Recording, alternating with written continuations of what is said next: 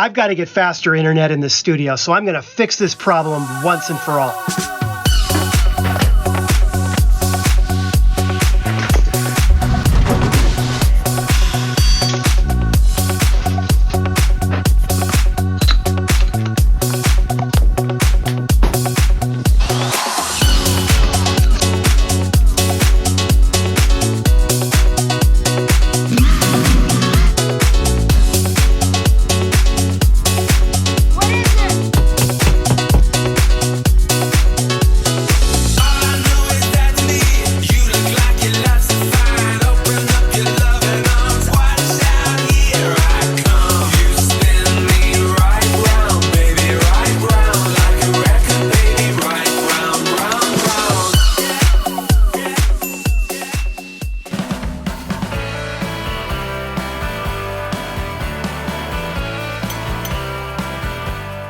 Hi everyone, and welcome to Pal to Tech. On a typical Fujifilm camera such as this X-T4, there are 339 pages of camera setting information in the manual. However, there are only 3 settings that I think you would never, ever want to change. And as far as I'm concerned, these should just be set up this way in the factory and we'll be done with it. The first is called Shoot Without SD Card and is located in the wrench icon right here. Go down to Button Dial Setting, and here it is, Shoot Without Card. So for this one, just set it to off and keep it that way forever. And I mean forever. If one day, millions of years from now, aliens land on Earth and they dig up the Earth and they find your old camera, I want that setting to be in the off position when they pull it up. You never want to be in a position where you think you have an SD card in the slot here. You go out, you shoot a bunch of photos, only to discover that you have absolutely nothing saved on the SD card in the camera.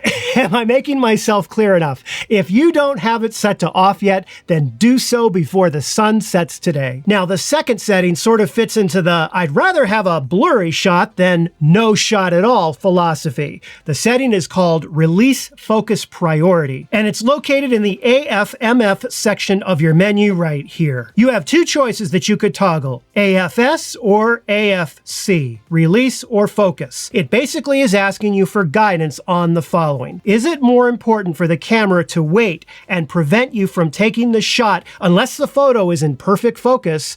Or is it more important for the camera to do what you tell it to do and follow through and take the shot, even if it means the photo that's not in focus? For this setting, I recommend that you set it to release for both AFS and AFC. Here's the deal. Not all blurry shots are created equal. Some photos are so blurry that, yeah, they're useless, while other photos may be just a little bit blurry. And yeah, you may still have a slightly blurry photo, but perhaps you caught a moment that was so spectacular that it is better to have a blurry shot than no shot at all. By putting both of these selections into release, it puts you in control, and it guarantees you that the camera will never prevent you from taking a photo if it thinks the conditions are not exactly correct regarding focus. And lastly, we come to shutter type. Your Fujifilm camera has both an electronic and a mechanical shutter. By default, and for most people, the camera is set to only use the mechanical shutter. You can access your shutter type by going to the camera icon under shutter type right here. And by default, and for most people, the camera is set to use mechanical shutter only. And there's good reason for this. There are sometimes issues with the electronic shutter. And you're going to want to check out my entire video on the subject of electronic shutter to better understand more about the pros and cons of using electronic shutter versus mechanical shutter. Electronic shutter is definitely not for all shooting conditions. However, here's the deal. Your default mechanical shutter will not work with a shutter speed that's faster than 1/8000th of a second. In fact, while you're in mechanical shutter mode, you can't even set a shutter speed higher than 1/8000th of a second. If you set the camera that way and you try and rotate the rear command dial, nothing's going to happen. See that? It stays at 8000 and will not go above 8000. However, if you set the camera to electronic shutter, Now when you're here, you can continue rotating the command. Have a look at this. See that? 12,800, 16,000, 20,000th of a second. Look at that. All the way up to 1/32,000th of a second. So what's great here is that Fujifilm has a setting which basically gives you the best of both worlds.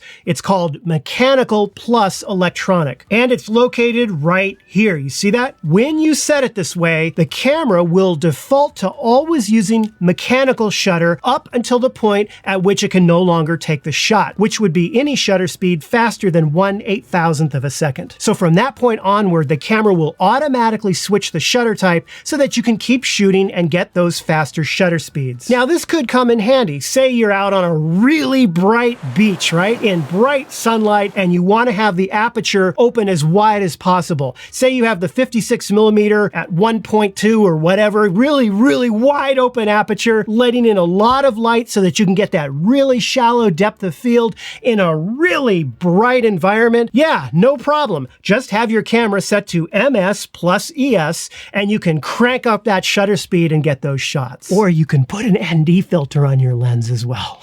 Right?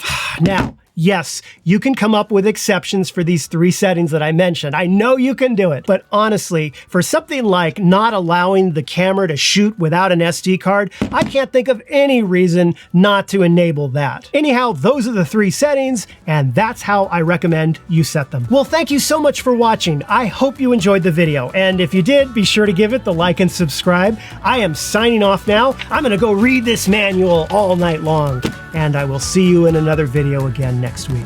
Take care.